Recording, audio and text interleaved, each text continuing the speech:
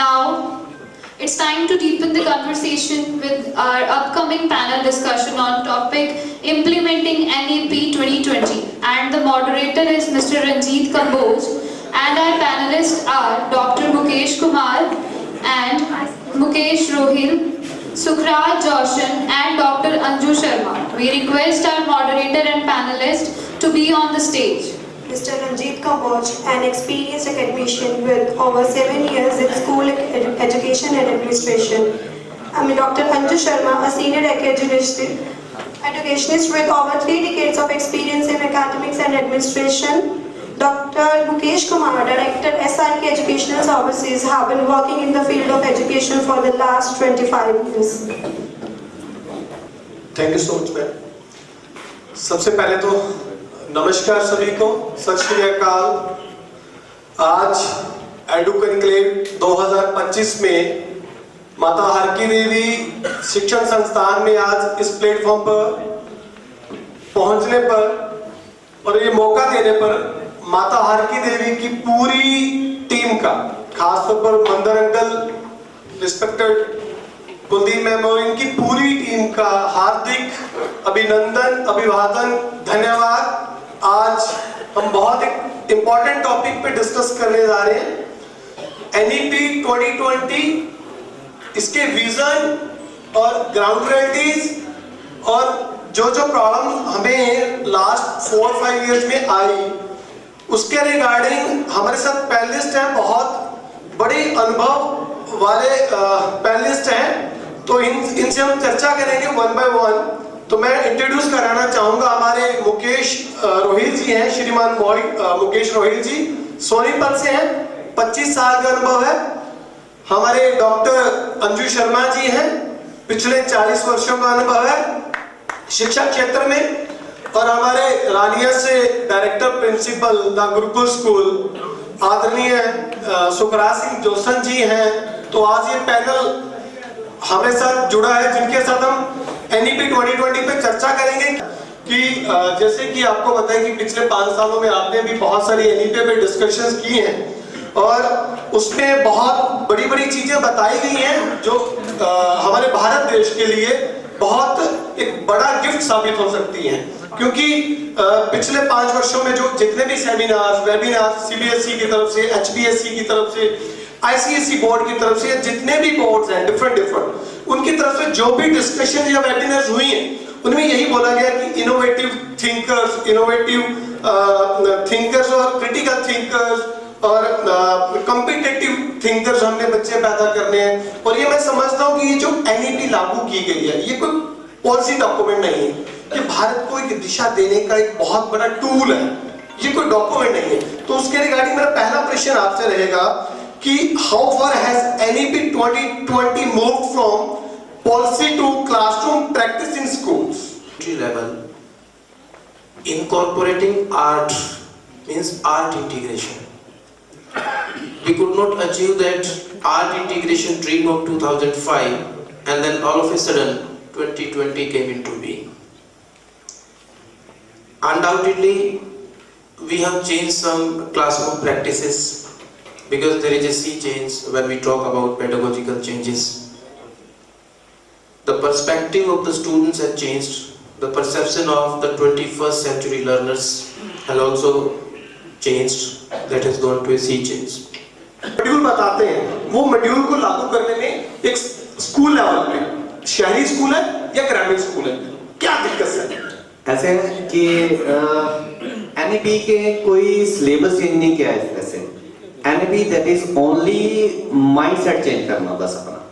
NEP has give us a clear vision कि आप road learning को भगाओ और उसको शिफ्ट करो कॉम्पिटेंसी बेस्ड लर्निंग से और एक्सपीरियंस लर्निंग से।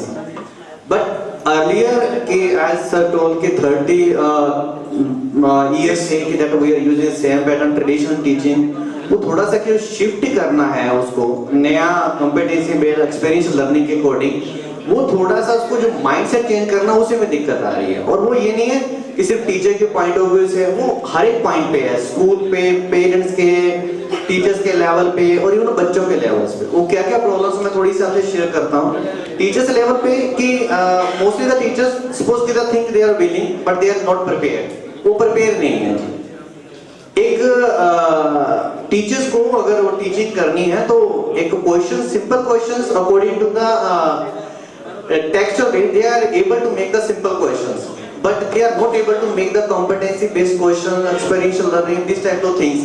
वो उनको एक एक्सपीरियंस जो ट्रेडिशनल चलता आ रहा है वो उसी से शिफ्ट वहां जाना एक वो प्रॉब्लम हो रही है। इस तरह से सबसे बड़ी जो प्रॉब्लम है वो ये है टीचर्स करना भी चाहते हैं लेकिन अगर कुछ करना भी चाहें तो प्रॉब्लम फिर वही है कि टाइम शॉर्टेज है, इक्विपमेंट वो जो फैसिलिटी चाहिए उनको वो नहीं मिल पाती, तो टीचर्स की ये सबसे बड़ी प्रॉब्लम है। जिस प्रकार का माहौल होना चाहिए क्लासेस में, स्कूल्स में, और जो एजुकेशन लीडर्स हैं, डायरेक्टर, प्रिंसिपल के लिए आप किस प्रकार की भूमिका चाहते हैं, किस प्रकार का माहौल चाहते हैं कि ये चीजें लागू हो पाए? सर देखिए मैं थोड़ी सी प्रॉब्लम बता दूं फिर उसके रिगार्डिंग फिर मैं आपको सारे सॉल्यूशंस जो भी पॉसिबल हो सकते हैं इस तरह से। तीसरी जो प्रॉब्लम है टीचर्स के लिए कि टीचर्स एक क्लास में लगभग 30 to 40 बच्चों को हैंडल करता है ना। प्रॉब्लम इज देयर कि there are not a same level of students, कोई वेरी ब्रिलियंट है, कोई बहुत ज्यादा स्लो है।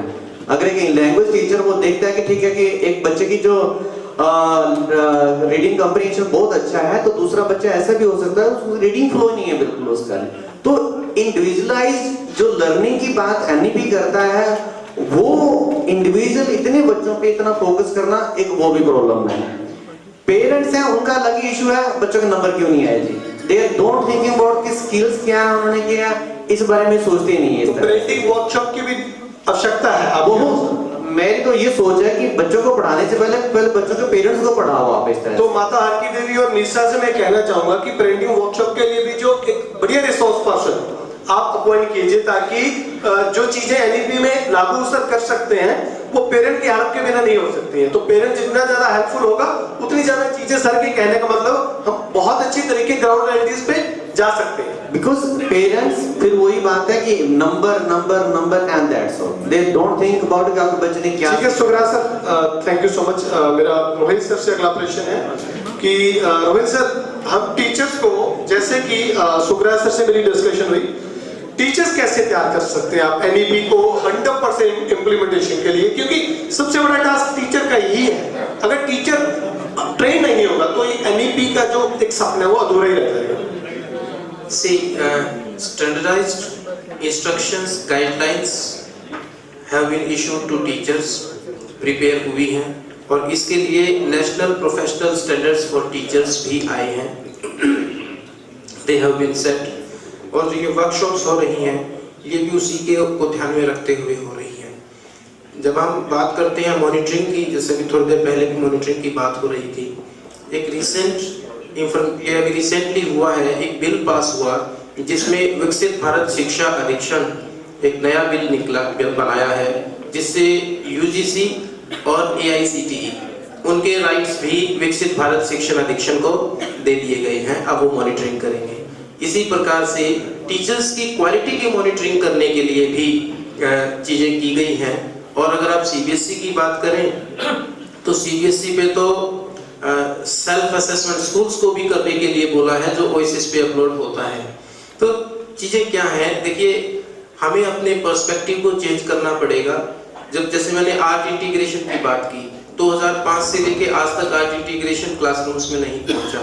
फिर सीबीएसई ने लगभग 4 या 5 साल पहले एक सर्कुलर जारी किया कि अगर आर्ट इंटीग्रेटेड प्रोजेक्ट्स सीबीएसई और पोर्टल पे नहीं डाले स्कूल्स ने तो हम आपको 10th और 12th के रोल नंबर इश्यू नहीं करेंगे। जो सीबीएसई के प्रिंसिपल्स हैं उनको पता होगा। सो ऐसी क्या मजबूरी थी कि सीबीएसई ने ऐसा किया? कारण क्या था कि नेशनल करिकुलम फ्रेमवर्क ने तो वो सपना दिया एक शिक्षक को भी और एक प्राचार्य को भी, परंतु वो पूरा नहीं हुआ तो ऊपर से प्रेशर आया कि इसको पूरा कराया जाए। वो आज भी सीबीएसई सर्कुलर डालती है तो आर्ट इंटीग्रेटेड प्रोजेक्ट्स अपलोड हो जाते हैं, नहीं तो नहीं। देखना मैं 2 मिनट आपका इसमें लेना नहीं, मैं आपसे मेरा प्रश्न है, ये सारे एडुकेटर्स बैठे हैं, सारे परेशान हैं अंदर से। कई बार हम आपस में बैठते हैं, कुछ बातें सामने आ जाती है, कुछ बातें नहीं सामने आती। दिक्कत क्या है 25 घंटे की जो सीबीपी है, 25 घंटे की इन हाउस ट्रेनिंग्स है। क्या आप समझते हैं 50 घंटों की जो ट्रेनिंग थोपी गई है, ठीक है, और उसके बाद जो आरपी दिए गए, आरपी का स्टैंडर्ड क्या है? क्या आरपी उस लेवल पे जाके चीजों को सर्कुलेट कर रहे हैं, डिलीवर कर रहे हैं? क्योंकि घर घर आरपी अपॉइंट कर दिया गया।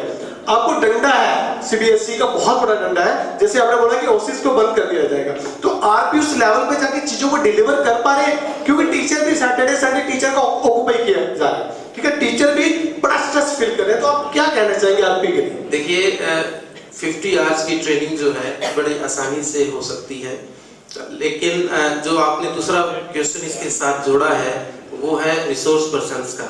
सीबीएसई ने जब रिसोर्स पर्सन्स फाइनलाइज करने शुरू किए, मैं सीबीएसई का की रिसोर्स पर्सन रहा हूँ एएसएल का, जब मैं प्रिंसिपल था, मैंने 3 साल से प्रिंसिपल की पोस्ट छोड़ दी है, तो बहुत इजी है। हर स्कूल में रिसोर्स पर्सन सीबीएसई ने बनाए हैं और उसको यूनिफॉर्म करने का भी एक तरीका है कि सीबीएसई सब जगह और 2 मिनट के इंटरव्यू पे बनाए एक ही जैसी ट्रेनिंग हो। क्या है कि जो इन हाउस ट्रेनिंग है वो आप अपने स्कूल में ही अपने ही टीचर से करवा सकते हैं अगर वो रिसोर्स पर्सन बना है तो और उसके लिए आपको बहुत ज़्यादा स्ट्रगल करने की ज़रूरत नहीं है। आपका ही टीचर, आपका ही स्कूल टाइम है, सेकंड सैटरडे आपका ऑफ है, किसी और वर्किंग डे पे भी आप इसको कर सकते हैं, ड्यूरिंग एग्जाम्स भी आपके डेज फ्री रहते हैं। The point is कि the quality if with the one teacher that we just but the quality that will जो मापदंड था आरपी को अपॉइंट करने का, 2 मिनट के ऑनलाइन इंटरव्यू पे जो अपॉइंटमेंट मिली, उसके बाद उन्हें ट्रेनिंग नहीं दी गई आरपी को, डायरेक्ट जो भी वर्कशॉप थी वो पीपीटी डिलीवर की गई। क्या वो बहुत अच्छे तरीके से चीजें डिलीवर कर पा रहे? रंजीत जी, मैं इसमें एक बात कहना चाहूँगा। देखिए सीबीएसई ने जो स्टार्टिंग में इंट्रोड्यूस लिए उसमें कुछ खामियां हो सकती हैं, परंतु एक बात को आप भी ध्यान में रखें कि सीबीएसई ने जून के बाद अपना पोर्टल बंद कर दिया कि हम और रिसोर्स पर्सन्स नहीं बनाएंगे, क्योंकि उसके बाद प्रॉब्लम सामने आनी शुरू हुई थी। मानो किसी को 2 साल का एक्सपीरियंस है तो उसको रिसोर्स पर्सन बना दिया, तो लेकिन अब ये हमारे ऊपर भी डिपेंडेंट है कि भाई हम किस प्रकार के रिसोर्स पर्सन को अपने पास बुलाना चाहते हैं। आप सेलेक्ट कर सकते हैं रिसोर्स पर्सन को, ऐसा नहीं है कि बिना आपसे पूछे आपके ऊपर कोई रिसोर्स पर्सन थोप दिया गया है। बस कंक्लूड कर दीजिए कि आरपीएस को प्रॉपर ट्रेनिंग देनी चाहिए। आरपीएस को प्रॉपर ट्रेनिंग मिली है, प्रिंसिपल्स को भी आरपी बनने के लिए 3-3 दिन की लगातार की ट्रेनिंग मिली है, सीबीएसई ने प्लान की है। हमारे एरिया में पेपर वर्क से काम नहीं चलेगा, ग्राउंड लेवल पे काम करना पड़ेगा।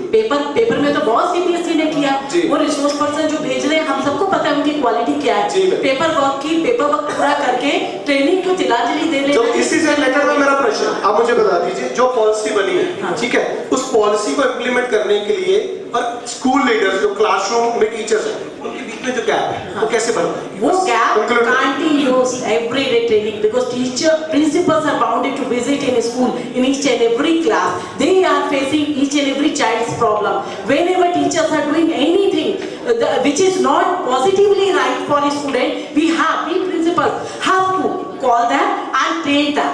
And since last 10 years we are doing this, and we are calling teachers in separate room for counseling, and we are training them every Saturday. 2 hours training we are providing to teachers. तो यहाँ NEP देखिए government ने अच्छा किया, वहाँ बहुत प्रबुद्धशील लोग बैठे, मैं उसकी बुराई नहीं करूंगी, लेकिन साथ में हमें ये नहीं भूलना चाहिए कि खाली पेपर वर्क से समाज नहीं बदलता है, समाज मुझसे और आपसे बदलता है। आलोचना करना बुराई नहीं, आलोचना नहीं, आलोचक होना बुरा नहीं, लेकिन जो पॉलिसी बनी है इम्प्लीमेंटेशन मैंने और आपने एज अ टीचर करनी है। अब उसमें से क्या अच्छा है वो मैंने और आपने निकालना है। अब जैसे मेरे भाई जो मुझसे पहले यहाँ बैठे थे उन्होंने कहा हमने दबना नहीं है, रायता भी फैल जाएगा, तो रायता कौन नहीं फैलाने से रोकेगा? मैं और आप। हमें इतना ज्यादा सेंसिटाइज होना है, अवेयर होना है इस टॉपिक को लेकर कि हमारा कोई गलत फायदा ना उठाए। 30 सेकंड के कंक्लूजन पे आऊंगा सर।